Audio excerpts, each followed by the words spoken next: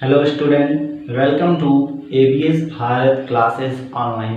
देखो, इसके पहले जो पार्ट हमने सेकंड पार्ट देखा था तो उसमें कुछ मिस्टेक के कारण मैंने आपको बोला था कि जंतु में कोशिकाएं बताए थे कई प्रकार के, जैसे आपको अस्थि कोशिकाएं, रक्त कोशिकाएं, वसा कोशिकाएं, तंत्रिका कोशिका, शुक्राणु और अंडाणु कोशिका, ऐसे कोशिका के बारे में मैंने वर्णन किया था। तो इनके जो मैंने डायग्राम आपको स्क्रीन पे बोले थे वो किसी मिस्टेक के कारण मैं आपको दिखा नहीं पाया था ना। तो इस वीडियो में मैं उसके अंदर से डिस्कस करता हूँ और फिर आगे चलते हैं। जो सेकेंड हमारा ऑप्शन है केंद्रक, उस केंद्रक के बारे में फिर हम देखते हैं। तो मैंने जो आपको बताया था जंतुओं में विभिन्न प्रकार की कोशिकाएं होती हैं। जैसे आपको अस्थि कोशिका, देखो दोस्तों आपको दिख रहा होगा, एक एक करके हम देख लेते हैं। जैसे आपको दिख रहा होगा रक्त कोशिका, फिर आपको अस्थि कोशिका ना दिख रहा है, तंत्रिका कोशिका, वसा कोशिका, शुक्राणु कोशिका और अंडाणु कोशिका दिख रहे हैं। और जैसे हम देख सकते हैं इनके डायग्राम देखो सब के सब अलग हैं ना। डायग्राम क्या है, चाहे तंत्रिका कोशिका देख लें, चाहे वसा कोशिका, चाहे अस्थि कोशिका देख लें, सबके डायग्राम अलग अलग हैं। तो इससे हम क्या करते हैं कि मतलब एक कोशिका मतलब सिर्फ समान कोशिकाएं ने ही हमारे बॉडी को नहीं बनाया है। कई अलग अलग प्रकार की कोशिकाएं हैं जो हमारे बॉडी को बनाने में मदद करती हैं। इसके पहले भी हमने बोला है कि विभिन्न प्रकार की कोशिकाएं विभिन्न कार्यों को संपन्न करने के लिए उत्तरदायी होती हैं। ये क्लियर हो गई? इतना समझ में आया? तो शायद से आपको वहां समझ में आएगा, सिर्फ डायग्राम देखना बाकी था जो मैंने यहाँ पर कंप्लीट कर दिया। अब आगे चलते हैं, जो कोशिका किससे बनती है। तो मैंने आपको तीन चीजें बताई थी। ये आपको क्या बताए थे, कोशिका झिल्ली बताई थी, दूसरा आपको केंद्रक बताया था और तीसरा आपको जीव द्रव्य बताया था।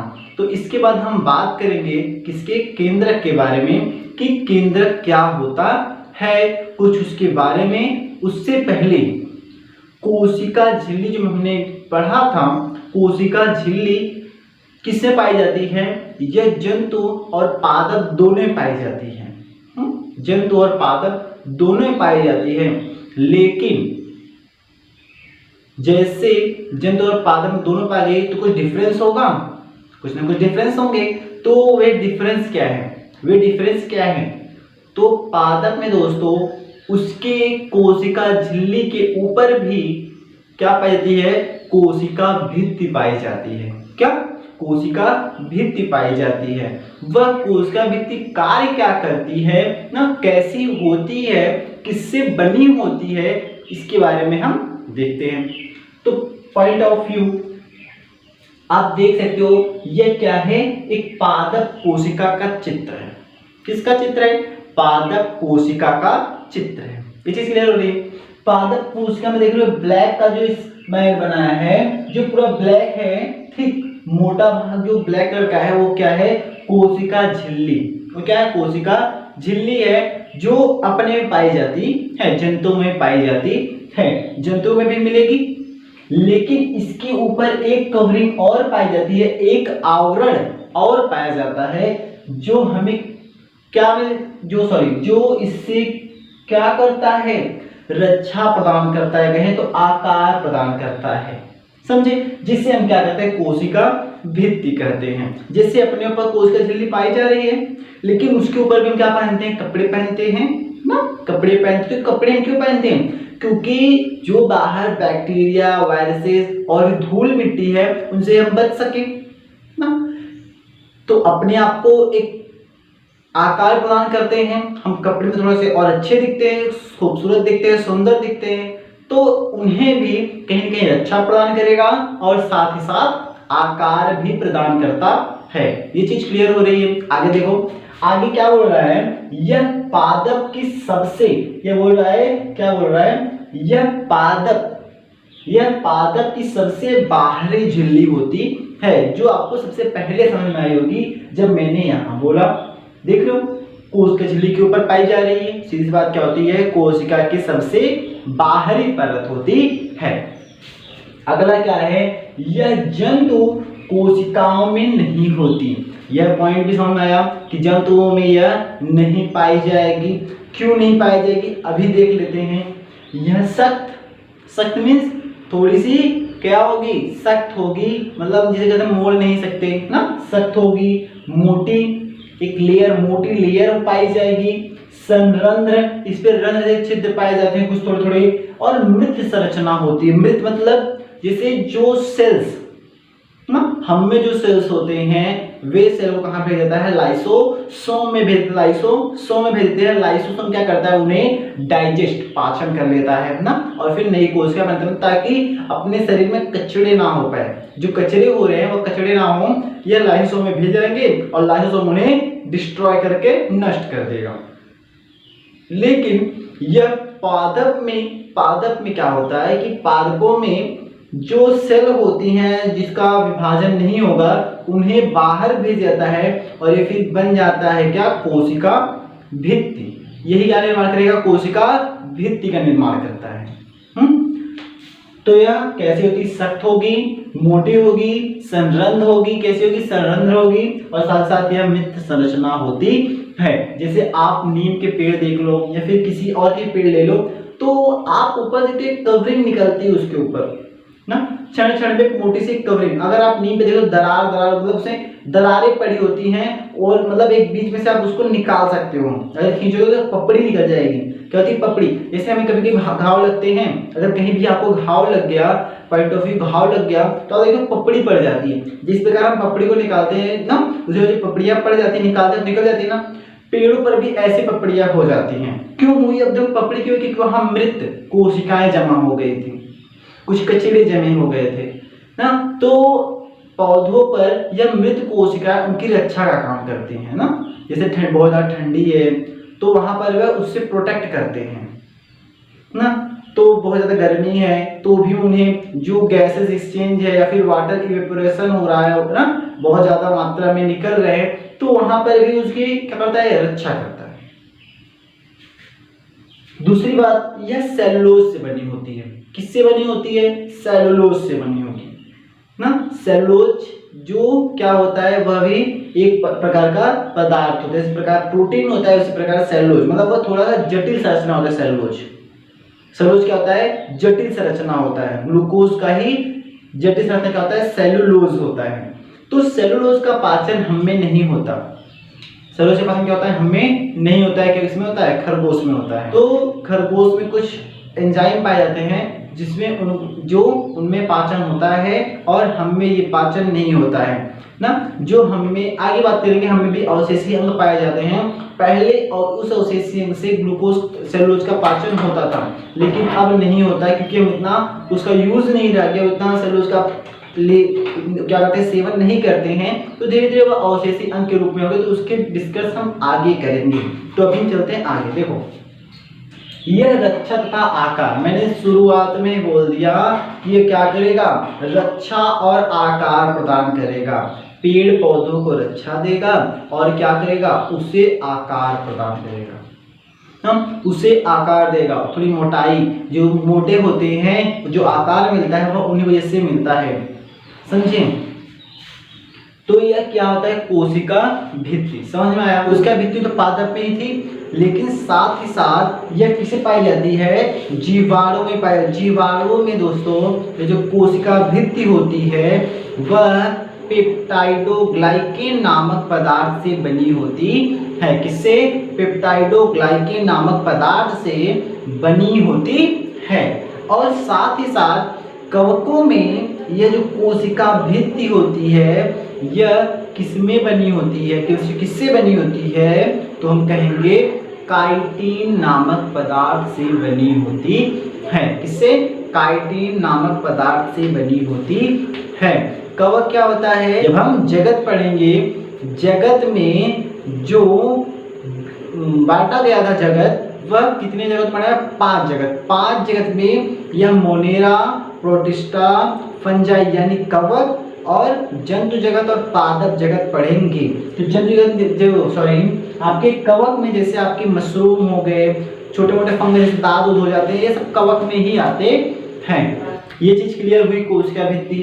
अगर कोई पूछे तो समझ में बता सकते हो कोशिका भित्ति क्या होती है। यह क्या होती है, पादप की सबसे बाहरी परत होती है। क्या होती है, पादप की सबसे बाहरी परत होती है। ये कैसी होती है, सख्त होती है, मोटी होती है, संरंध्र होती है ना। ये क्या करती है, उन्हें रक्षा प्रदान करेगी, आकार प्रदान करेगी। किससे बनी होगी, सेलुलोज से बनी होती है ना। तो इतना बता सकते हो, मृत संरचना होती है। तो आप कोशिका भित्ति के बारे में अच्छे टॉपिक बना के लिख सकते हो ना, आपको बढ़िया नंबर मिल जाएंगे। सेकेंड पार्ट में जब मैंने क्या बोला, पादप कोशिका, तो पादप कोशिका मैंने आपको एक डायग्राम दिखाया था कुछ इस प्रकार।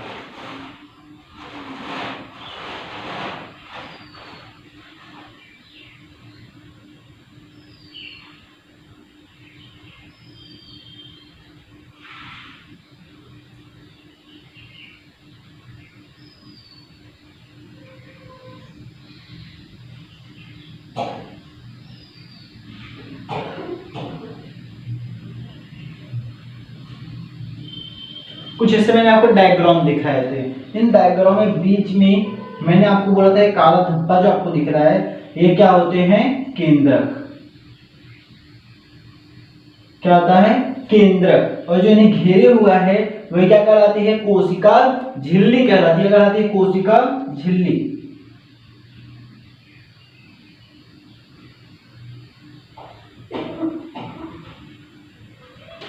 कोशिका झिल्ली कहलाते हैं। और जो इनके बीच में भरा हुआ एक तरल पदार्थ होता है वही क्या कहलाते हैं, जीव द्रव्य कहलाते हैं। क्या कहलाते हैं, जीव द्रव्य कहलाते हैं। जीव द्रव्य के जो बातें हैं हम आगे करते हैं। पहले अभी हम बात करें किसकी, केंद्र की। कोशिका झिल्ली की बात मैंने कर लिया है। अब बात करेंगे केंद्र की, कि केंद्र के कुछ पॉइंट्स देखेंगे, पॉइंट ऑफ व्यू देखेंगे, केंद्र क्या होते हैं, ये कार्य क्या करते हैं ना, इनकी भूमिका क्या होती है, इसके बारे में बात करते हैं।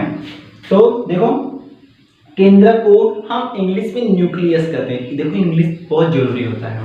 जैसे आप अभी से ही आप इन सबकी इंग्लिश तैयार रखोगे ना, तो आपको दिक्कतें नहीं होगी। क्योंकि आप जब 12th के बाद आप बीएससी या फिर कुछ और भी करते हो, बायोलॉजी साइड से कुछ भी और भी करोगे, तो वहाँ पे आपको हिंदी तो मिलेगा नहीं, इंग्लिश मिलेगा। तो इंग्लिश आपको थोड़ा सा कंटेंट करने में समय लगता है। तो अगर आप अभी से ही मेहनत कर रहे हो, जैसे आपको ये छोटी छोटी चीजें मिल रही हैं, आप केंद्रक हो गया, लाइसोसोम ऐसा हो गया, या फिर आपको गोल्जी बॉडी हो गई ना, जिसे गोल्जी काय कहते हैं, तो उनको आप इंग्लिश में तैयार करते चलिए। तो इससे आपको होगा क्या, बाद में दिक्कतें नहीं होंगी। बातें समझ में आ रही ना, तो इसलिए थोड़ी थोड़ी इंग्लिश भी आप देखते चलो। तो केंद्र क्या होता है, केंद्र को हम न्यूक्लियस कहते हैं। क्या बोलते हैं, न्यूक्लियस। कोशिका क्या होते हैं, सेल वॉल कहते हैं। क्या बोलते हैं, सेल वॉल। और कोशिका झिल्ली क्या बोलेंगे, सेल मेम्ब्रेन बोलेंगे। सेल मेम्ब्रेन अगर मैं लिखा नहीं तो आप समझ लो ना, इसे क्या कहते हैं, सेल वॉल। सेल वॉल कहते हैं। क्या कहेंगे, सेल वॉल। और केंद्र क्या कहेंगे, न्यूक्लियस कहेंगे। क्या कहेंगे, न्यूक्लियस। जो न्यूक्लियस होता है, न्यूक्लियस को हम हेडक्वार्टर कहते हैं। क्या बोलते हैं, हेडक्वार्टर, मतलब ऑफिस कह सकते हैं। हेडक्वार्टर मतलब वह हेड होता है, हेडक्वार्टर। जैसे अगर हम स्कूल में पढ़ते हैं तो एक प्रिंसिपल रूम होता है। क्या होता है, हेडक्वार्टर उसे कहते हैं, प्रिंसिपल रूम। वहां पे जाने पे सबकी क्या होती, फटती है ना। तो प्रिंसिपल जब निकलता तो भी भैया सब मेंटेन कर लेते हैं, सारे टीचर हो चाहे स्टूडेंट हो, सब एकदम। तो वह हेडक्वार्टर है, वो पूरी रिस्पॉन्सिबिलिटी को देखता है, सारी रिस्पॉन्सिबिलिटी उसके ऊपर होती है कि कहीं कुछ गड़बड़ तो नहीं हो रहा है, कहीं टीचर कुछ पढ़ा सो तो नहीं रहे क्लास में ना, या फिर और कुछ स्टूडेंट मस्ती तो नहीं कर रहे हैं, टीचर ना है नहीं है तो ऐसे बहुत सारी चीजें वो मतलब कंट्रोल करता है। तो इसमें क्या उससे कहते हैं, कंट्रोलर भी कहते हैं। क्या बोलते हैं, कंट्रोलर। वो कंट्रोलर की तरह काम करता है। दूसरा, brain of cell. Brain of cell कहते हैं, सेल का, कोशिका का दिमाग। अगर यह नहीं है तो कोशिका कोई कार्य नहीं करेगी। मान लो अपना लाइसोसोम बिना मतलब है कि पचाना शुरू कर देगा, गोल्जी बॉडी कहीं भी भेजना शुरू कर, भैया लेके जाओ पैकेज को, लेके जाओ। माइटोकॉन्ड्रिया कुछ और वर्क करना, तो सारे वर्क खराब हो जाएंगे। तो इसे बोलते हैं ब्रेन ऑफ सेल कहते हैं। क्या बोलते हैं, ब्रेन ऑफ सेल कहते हैं। समझ आ रहा है नहीं आ रहा है, चाहे इसे हम हेडक्वार्टर कहें, चाहे हम इसे ब्रेन ऑफ सेल कहें ना। इसे फिर हम क्या कहते हैं, कंट्रोल रूम भी कहते हैं, नियंत्रण कक्ष भी कहते हैं। और जो इसकी खोज की थी वह किसने किया था, रॉबर्ट ब्राउन ने किया था। कब कौन किया था? रॉबर्ट ब्राउन ने किया था ना, रॉबर्ट ब्राउन ने इसका खोज किया था। आइए कुछ पॉइंट व्यू देख लेते हैं। यह कोशिका की सभी क्रियाओं को नियंत्रित करता है, नहीं मतलब वह पूरी जो भी क्रियाएं होंगी, चाहे वह विभाजन हो, चाहे वह प्रोटीन का संश्लेषण हो, चाहे वह लाइसोसोम का पाचन करना हो, जितनी भी क्रियाएं होंगी बिना केंद्रक चाचा के ऊपर से नहीं होंगी। जब तक केंद्रक चाचा बोलेंगे नहीं भैया ये काम करना है, तब तक कुछ नहीं होगा। जब वो कहेंगे करना है तो सभी अपने वर्क को करेंगे, कार्य को करेंगे। तो इसलिए हम क्या बोलते हैं, यह कोशिका की सभी क्रियाओं को नियंत्रित करेगा। और साथ ही साथ इसके बाद मैंने बताया था प्रोकैरियोटिक और यूकैरियोटिक, नहीं बताया तो आगे हम डिस्कस करेंगे। प्रोकैरियोटिक क्या है, यूकैरियोटिक क्या है, एक कोश की बहुकोश समझ में आया था, तो उसी आधार पर हम प्रोकैरियोटिक और यूकैरियोटिक की बात करेंगे। और इन्हीं प्रो और यू से ही कहीं न कहीं निर्माण होता है किसका, डिजिटल ह्यूमन का। हम चाहे वो जंतु, चाहे कोई भी जंतु हो, सबका निर्माण कहीं न कहीं पहले प्रो फिर यू ऐसे शुरू हुआ। तो प्रोकैरियोटिक और यूकैरियोटिक में क्या होता है देख लो। यूकैरियोटिक में क्या होता है, जो केंद्रक होता है, यूकैरियोटिक जो केंद्रक होगा वह अस्पष्ट होगा। अस्पष्ट यानी अच्छी तरह से होगा, पूरा डेवलप होगा, पूरा विकास होगा, उसमें उसका पूरा विकास हुआ होगा ना। और प्रोकैरियोटिक में अस्पष्ट होता है, वह पूर्ण केंद्रक नहीं होता है, उसे हम क्या कहते हैं, न्यूक्लियोलस कहते हैं ना, केंद्रकाय न्यूक्लियोलस कहते हैं। तो प्रोकैरियोटिक में अस्पष्ट नहीं होता है, अस्पष्ट नहीं होता है। इनके चारों ओर दोहरी केंद्रक झिल्ली और केंद्रक द्रव्य होता है ना। जैसे अगर यह मैं बता दूं, जैसे कि देखो यहाँ पर जैसे ये कोशिका है, कोशिका है, कोशिका के बीच में क्या है, यह केंद्रक है, ये क्या है, केंद्रक है। तो अगर इसको हम माइक्रोस्कोपी से देखते हैं, माइक्रोस्कोपी से, तो इनके ऊपर एक दोहरी झिल्ली की परत होती है, दो कवरिंग, उसके ऊपर दो कवरिंग होगी और इनके चारों तरफ क्या होगा,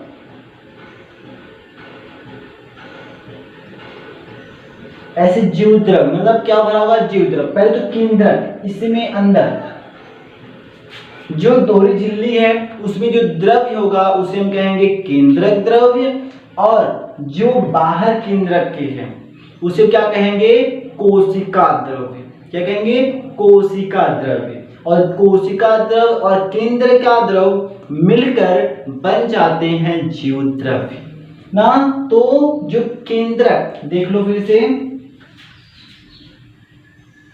मैंने एक डायग्राम बनाया, बीच में केंद्रक है, इस केंद्रक के ऊपर दोहरी झिल्ली होगी, दोहरी झिल्ली होगी, और इस झिल्ली में क्या होगा, एक तरल पदार्थ भरा होगा, तरल पदार्थ भरा होगा, उसे हम क्या कहेंगे, केंद्रिका द्रव कहेंगे, उसे क्या कहेंगे, केंद्रिका द्रव कहेंगे। आगे देख लो, केंद्रक द्रव में केंद्रकाय होता है ना, जो केंद्रक द्रव्य है उसमें क्या होगा, केंद्रकाय होगा। और क्रोमैटिन, क्रोमैटिन पाया जाता है। क्रोमैटिन क्या होता है, वह धागे जैसी संरचना होती है। जैसे आप लोग एक ऊन का गोला लो और ऊन के गोले में से धागे से निकालते चले जाओ जमीन पर, तो जो है जाल बन जाता है एक, वही जाल कहते हैं क्रोमैटिन। क्रोमैटिन को ही हम क्या कहते हैं, क्रोमोसोम कहते हैं। मतलब क्रोमैटिन थोड़ी सुलझ कर धागे, मतलब मोटी धागे संरचना बन जाती है, उसे हम क्रोमोसोम कहते हैं, क्रोमोसोम कहते हैं। इन्हीं क्रोमोसोम में डीएनए और आरएनए पाए जाते हैं, डीएनए और आरएनए पाए जाते हैं। और यही डीएनए और आरएनए, डीएनए क्या कहता है, आनुवांशिक गुण होता है। यही क्रोमोसोम से, यही डीएनए से आनुवांशिक गुण कहाँ जाते हैं, माता पिता से उनकी संतानों में जाते हैं। ये बात क्लियर हो रही है। यहाँ का क्या होगा, यही क्रोमैटिन जो होता है, जब थोड़ा सा सुलझ जाएगा, धागे जो धागे संरचना थोड़ी मोटी हो जाएगी, तो वह क्या कहलाएंगे, क्रोमोसोम कहलाएंगे। और इन्हीं क्रोमोसोम में डीएनए व आरएनए पाए जाते हैं। और यही डीएनए, इनमें क्या होता है, आनुवांशिक गुण होता है, जो बाद में क्या काम करेंगे, माता पिता से यही संतानों में आनुवंशिक गुणों को ले जाते हैं। जब आप पैदा होते हो तो कई लोग आते हैं और वे क्या करते हैं, अरे नन्हा मुन्ना तो किससे मिल रहा है, पप्पा से मिल रहा है, अरे इसका मुंह किससे मिल रहा है, मम्मी से मिल रहा है, अरे इसका आंख तो किस पे चला गया, दादा पे चला गया। तो ये सब सारे जो निकल के आते हैं बातें, वे क्यों आते हैं, क्योंकि वही दादा में से गुण कहाँ आया, पापा में आया, पापा में से आप में आया, तो कुछ गुण दादा के भी आ जाते हैं। तो समझ में आया कि डीएनए आरएनए क्या करेंगे, यह आनुवंशिक गुण को कहाँ ले जाएंगे, माता पिता से संतानों में ले जाएंगे। उसके बाद क्या करेंगे, उसके बाद देखो और क्या होता है, जो केंद्रक में क्या होता है, जो प्रोटीन होता है और कितना होता है, 80% होता है। कितना होता है, 80% प्रोटीन होता है। और जो डीएनए की मात्रा होती है, जो डीएनए होता है वो कितना होता है, 10% होता है। समझे। तो यह क्यों होता है, क्योंकि यही से डीएनए और आरएनए ले जाते हैं। ये क्लियर हुआ। कोश का व्यक्ति समझ में आया, केंद्रक समझ में आया। देखो अगर समझ में नहीं आ रहा है, कोई दिक्कत है, तो आप कमेंट बॉक्स में कमेंट करिए ना, बिना हिचक, क्योंकि मैं आपके लिए मेहनत कर रहा हूँ ना। आप गलतियों को, कोई भी गलती हो रही, मिस्टेक आप बता दो, कमेंट बॉक्स में कमेंट कर दो कि कुछ सर ये समझ में नहीं आ रहा है या ये लाइन समझ में नहीं आई, तो उसे अगले पार्ट में मैं क्लियर कर दूंगा, अगले पार्ट में क्लियर कर देंगे। लेकिन आप जब कहेंगे तब तो आप बताइए, अगर आपको दिक्कत होता है तो। ये समझ में आ गया होगा बेशक, तो आप इसे कवर करिए, फिर अब आगे चलते हैं ना। इसका स्क्रीनशॉट लीजिए या फिर पॉज करके आप इसे नोट डाउन कर लीजिए।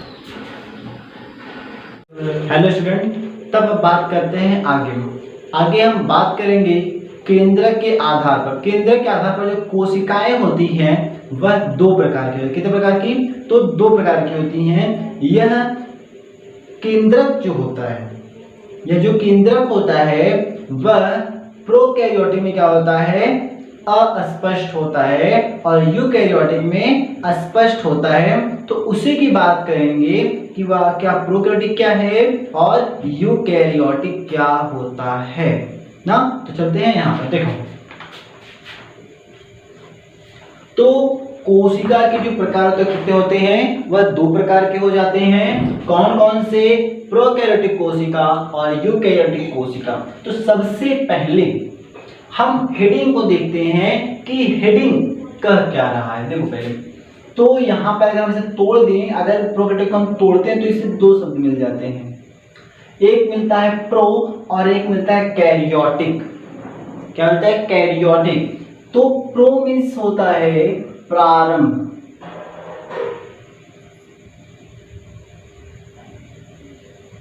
क्या होता है मित्रों, प्रारंभ होता है। और कैरियोटिक मीन्स क्या हो जाता है, कैरियन।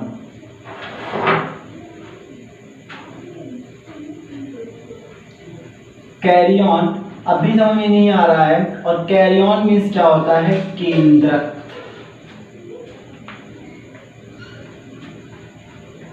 क्या होता है, केंद्रक। अब ये होता क्या है, देखो जो प्रोकैरियोटिक कोशिका होती है, प्रो का मतलब हो जाता है प्रारंभ और कैरियोटिक में होता है कैरियन, जिसका अर्थ होता है केंद्रक। केंद्रक समझ में आया, कैरियन में से केंद्रक। तो बोल रहा है प्रारंभिक केंद्रक। क्या बोल रहा है, प्रारंभिक। अगर किसी में अगर कोई चीज हम ही है, अगर मैं आज गया नई साइकिल लेके आया और मुझे मैंने कभी साइकिल नहीं चलाया, तो क्या मैं पहले दिन से साइकिल चलाना शुरू कर दूंगा, सीधी सी बात है नहीं। ना मैं उसे बैलेंस कर पाऊंगा, ना उसे अधिक दूर तक ले जा पाऊंगा, तो मुझे कई दिक्कतें आएंगी। तो अगर केंद्रक आया, अगर एक कोशिका प्रारंभ में है, तो क्या सबसे पहले उसको सब कुछ आ जाएगा। पहले वो इन्वायरमेंट में देखेगा कि मैं जरूरत क्या है, कैसे हम क्या सर्वाइव करने के लिए, जीवित रहने के लिए। तो धीरे धीरे शरीर में डेवलपमेंट होता चला जाता है। समझें, जैसे बच्चे होते हैं, पहले छोटे से स्टेप वाइज पढ़ते हैं। शुरुआत में गए तो क ख ग ABCD, फिर 1 2, फिर टेबल, धीरे धीरे बढ़ते बढ़ते 9 10 11 12 में पहुंचते हैं, तो उनका माइंड भी धीरे धीरे डेवलपमेंट होता है। तो उसी प्रकार जब कोशिका आई तो अब धीरे धीरे प्रारंभ में क्या होती है, जटिल होना शुरू होती है। तो कहा क्या रहा है प्रोकैरियोटिक कोशिका में, इन कोशिकाओं में केंद्रक होता है वह अनुपस्थित होता है। अनुपस्थित मतलब इसमें नहीं पाया जाता, अगर पाया तो उसे हम क्या कहेंगे, न्यूक्लियोलस कहते हैं ना। तो जो प्रोकैरियोटिक होगा उनमें जो केंद्रक होता है वह अनुपस्थित होता है और ये आकार में बहुत छोटे होते हैं। आकार में क्या होगा यह, बहुत छोटा होगा, मतलब इसे हमें देखने के लिए सूक्ष्मदर्शी की आवश्यकता होती है, मतलब माइक्रोन में जाकर दिखाई देते हैं। अगला, इनमें जो केंद्रीय भाग होता है, मतलब जो केंद्रीय भाग होगा ना, जैसे अगर कोशिका ले लो, कोशिका में जो बीच केंद्रक पाया जाता है, जो केंद्रीय भाग है उसका बीच का, वह केंद्रीय भाग न्यूक्लियर झिल्ली से ढका नहीं होता। इसके पहले हमने बात किया था केंद्रक में, मैं बताया था उस पर दोहरी झिल्ली की परत पाई जाती है, लेकिन प्रोकैरियोटिक में न्यूक्लियर झिल्ली यानी दोहरी झिल्ली नहीं पाया जाता है। वह किसी से ढका क्यों नहीं होगा, सीधा जब केंद्रक ही नहीं है तो ढकेगा क्या, किसको ढकेगा।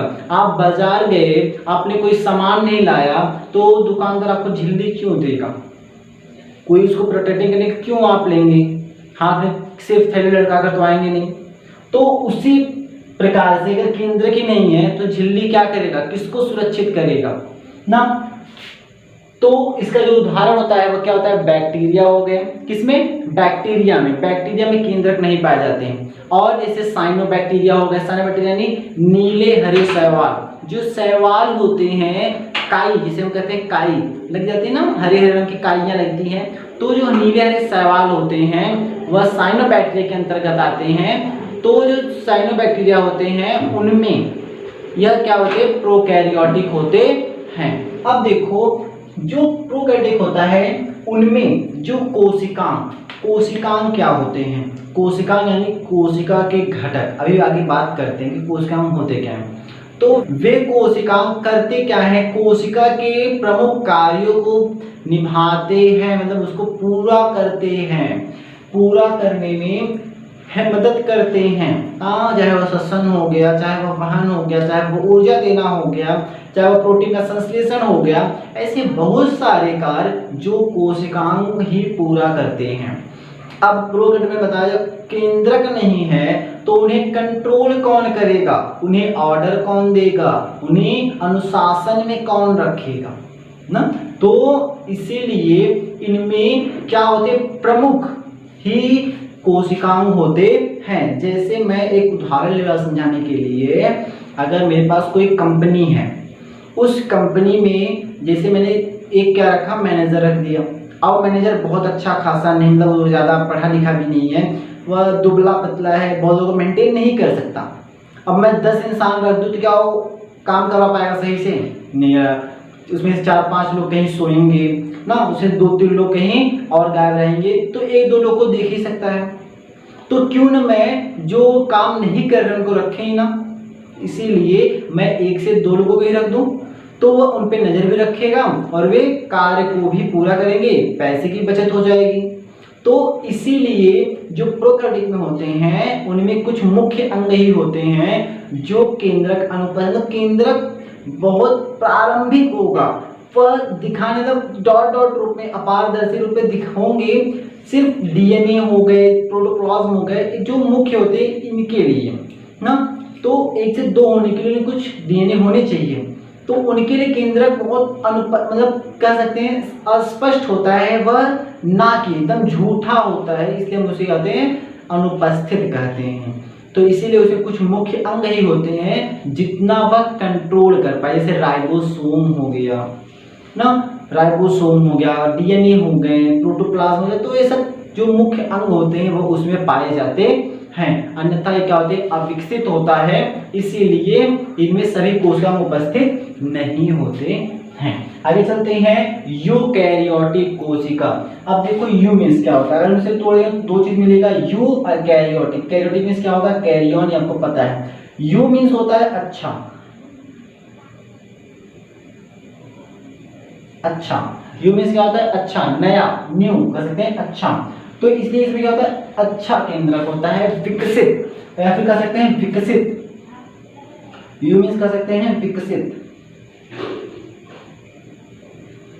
इसमें क्या होते हैं, विकसित केंद्रक होते हैं। और जब विकसित होगा, मेरा मैनेजर काफी अच्छा होगा, हट्टा कट्टा होगा, मतलब पढ़ा लिखा होगा, दिमाग होगा, तो वह 10 क्या 15 में रख देंगे तो काफी अच्छे से वो मैनेज कर लेगा ना। तो इसीलिए से विकसित होते हैं, जो केंद्र का विकसित होगा ना, तो इसमें क्या होगा, विकसित होगा ना।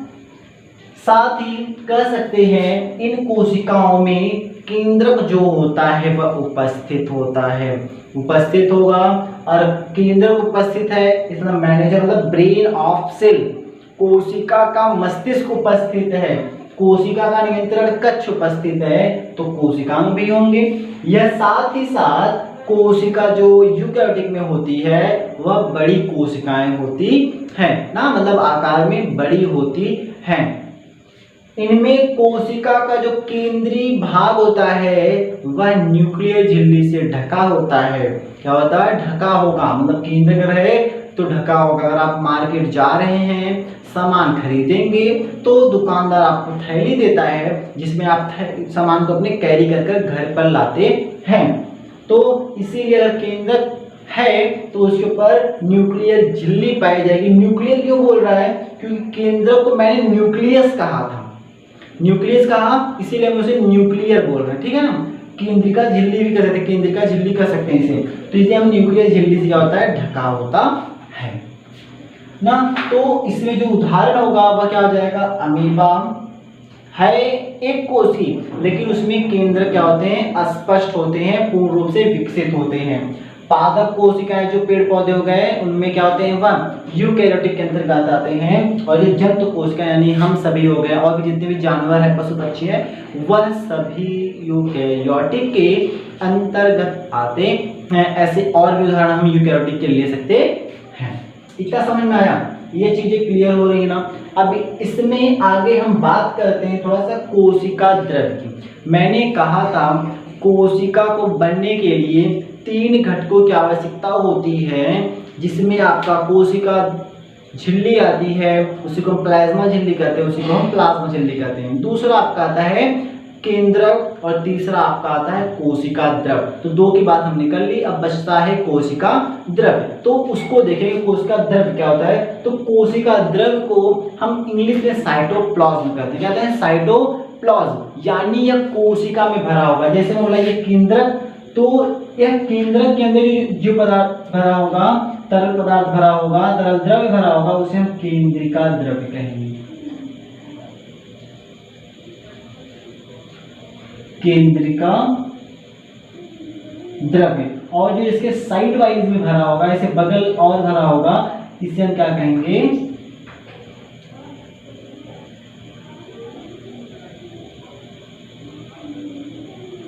कोशिका द्रव्य। और इसी केंद्रिका द्रव्य और कोशिका द्रव्य को मिलाकर बन जाता है जीव द्रव्य। क्या हो जाता है, जीव द्रव्य। अगर यह जीव द्रव्य नहीं होगा तो कोई कोशिका जीवित नहीं हो सकती है। अब अगर बात कर लें, हमारे अंदर से फेफड़ा निकाल ले या कोई दिल निकाल ले, जीवित रहेंगे, नहीं रहेंगे।